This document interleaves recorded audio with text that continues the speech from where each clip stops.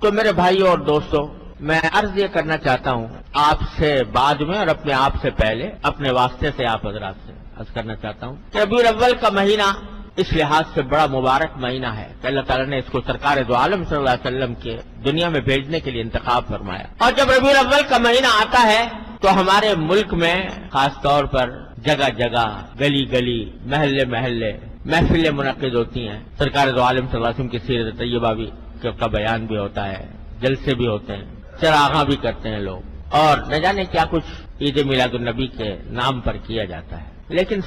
ہم سب کے سوچنے کی بات یہ ہے کہ یہ ہم کب سے یہ کام کرتے چلے آ رہے ہیں۔ سوچنے کی بات یہ ہے کہ آیا ان رسمی کارروائیوں کے بعد کیا ہماری زندگی میں کوئی تبدیلی آتی ہے؟ اتنے جلسے ہو گئے، اتنی تقریریں ہو گئی،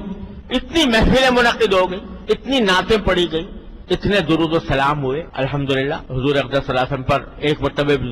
درود شریف کوئی بھیج دے تو اللہ تعالیٰ اس کے اوپر 10 رحمتیں نازل فرماتے ہیں۔ اللہ تبارک و تعالیٰ ہم سب کو توفیق عطا فرمائے۔ لیکن سوال یہ ہے کہ یہ سب کچھ ہونے کے بعد کیا ہماری زندگی میں کوئی تبدیلی آتی ہے؟ کیا ایسا ہوتا ہے کہ ان کارروائیوں سے پہلے ہم کسی سنت سے محروم تھے اور اب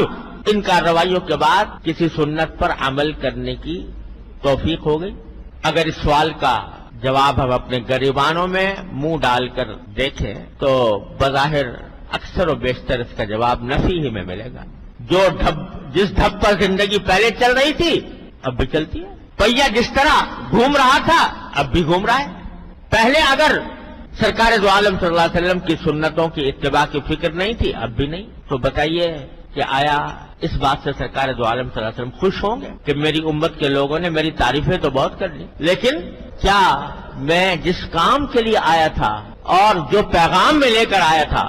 جو سنتیں میں نے وضع کی تھیں، ان کے اوپر عمل میں کیا صورتحال پیدا، اس پر عمل کی طرف دھیان نہیں، تو کیا اس سے خوشی ہوگی سرکار دو عالم صلی اللہ علیہ وسلم؟ کیا آپ دنیا میں اسے تشریف لائے تھے کہ آپ کی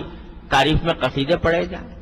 آپ کو تو پیشکش ہوئی تھی کہ اگر آپ چاہیں تو دنیا کا سارا مال و دولت آپ کے قدموں میں ڈھیر کر دیا جائے، اگر آپ چاہیں سردار بننا چاہیں تو ہم سب متفقہ طور پر آپ کو سردار بنانے کے لیے تیار ہیں، اگر آپ کو حسن و جمال کی خواہش ہے تو دنیا کا منتخب حسن و جمال آپ کی خدمت میں پیش کر دیا جائے، ساری پیشکش کر دی گئی تھی، مگر آپ اپنے اس پیغام سے، اپنی اس تعلیم سے باز آ جائیں۔ سرکار دو عالم صلی اللہ علیہ وسلم جواب میں کیا فرمایا تھا کہ اگر میرے ایک ہاتھ میں آفتاب اور ایک ہاتھ میں مہتاب بھی دے دو گے تو میں اپنے اس دین کی اس تبلیغ سے باز نہیں آ سکتا۔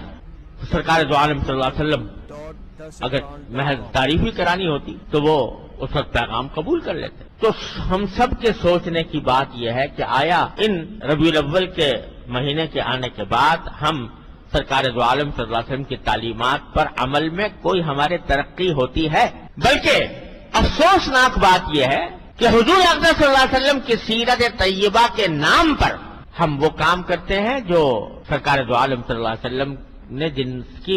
ممانعت فرمائی، جو ناجائز قرار دیے، جو شریعت میں ناجائز۔ سیرت النبی کا جلسہ ہو رہا ہے اور اس کے اندر نمازیں فوت ہو رہی، اس کے انتظام میں، جلسے کے انتظام میں، جلوس کے انتظام میں نمازیں جا رہی ہیں۔ وہ نماز جو بستر مرگ پر بھی معاف نہیں ہے، وہ نماز چھوٹ رہی ہے، جماعت چھوٹ رہی ہے۔ اور آج اب تو یہ ہونے لگا ہے کہ مخلوط مرد و عورت کی ملی جلی نشستیں سیرت النبی کے نام پر، مرد بھی ہیں اور عورتیں بھی بے پردہ بناؤ سنگار کر کے اس محفل میں موجود ہیں، جس کو مٹانے کے لیے سرکار دو عالم صلی اللہ علیہ وسلم تشریف لائے تھے، وہ حضور کے نام پر ہو رہا ہے۔ اور اب تو نعتیں، حضور اقدس صلی اللہ علیہ وسلم کی نعت اتنی زبردست فضیلت کی چیز ہے، سرکار دو عالم صلی اللہ علیہ وسلم کا ذکر مبارک، وہ نعت پڑھی جا رہی ہے اور موسیقی کے ساتھ پڑھی جا رہی ہے۔ جس موسیقی کے آلات کو آپ کو یہ فرمایا آپ نے کہ میں ان کو مٹانے کے لیے آیا ہوں، وہ نعتیں ہو رہی ہیں، حضور کی بظاہر تعریف بیان ہو رہی ہے اور